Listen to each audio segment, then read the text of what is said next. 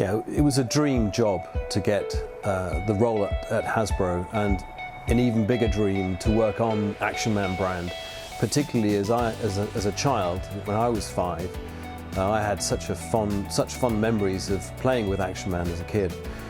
So to be able to work on the brand itself was fantastic. And also Hasbro as a company, just the creative environment was fantastic fun to work in at the time. I'm Richard Gamble, and I've fathered over 30 million Action Men worldwide.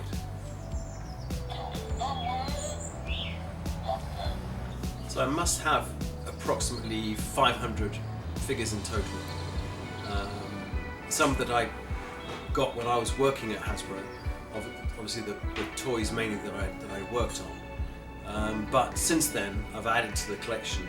But I have areas like this set up and other places in the house. Wherever I can get away with it, I'll sort of sneak in a small Action Man display.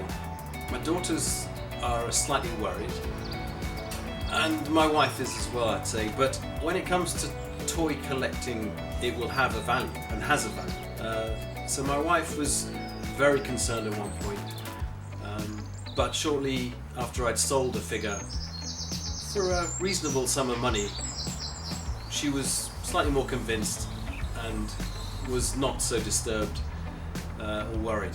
So for 3 years I worked as SBM, Senior Brand Manager on Action Man, so I got very close to working on the commercials, and we would go on location with the advertising agency to places like Miami and actually film the live action part of the commercials. So Action Man commercials were 50-50 toy cut with live action sequences.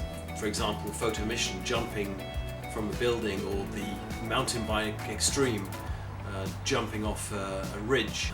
So to go to the shoots and see that side of the business was great fun, and of course also spent downtime with some of the actors in between cuts or in the evening, so got to know them quite well. It was good fun. So 16 years later, got more time to reflect on my career and the 19 years at Hasbro. I was hugely fortunate to work there. Such a great company. I suppose Action Man has much more importance to me, having worked on the brand for such a long time and invested almost 10 years of my life designing the brand.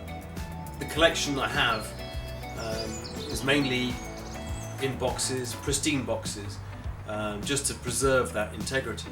Yeah, the process of designing an Action Man figure starts with coming up with a theme, and in the case of Roller Extreme, was all linked to extreme sports. So we came up with the idea to have a rollerblading Action Man, but he also had other functions, so he could put the same rollerblades on his back, so he was a luge. He'd obviously have them in his boots so he could roller skate, and then also for his mission, of course, he would have to be able to abseil with them. The Action Man Climber actually was the first figure that sold over 1 million pieces in 1 year, so this was quite a big achievement.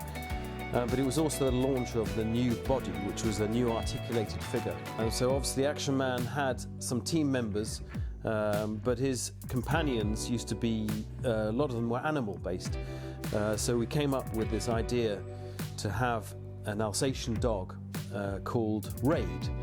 And he had an electronic sound chip inside him, but a great companion for Action Man to take on his missions with him. At the time, obviously technology has moved on significantly now, but inside here was a 110mm film, so really basic technology. But it turned Action Man into your camera. Yeah, this guy here was he was my best friend, I suppose, when I was 4 or 5, and this was the Action Man that I used to play with when I was a kid. So he has great nostalgic memories for me, but the ability to actually then design the next generation of Action Man was a great honour. That's why when I got the chance to work on Generation 2, there was as much, or in some cases more, play value built into each figure. can't go wrong with action man. So to go to the shoots and see that side of the business was great fun.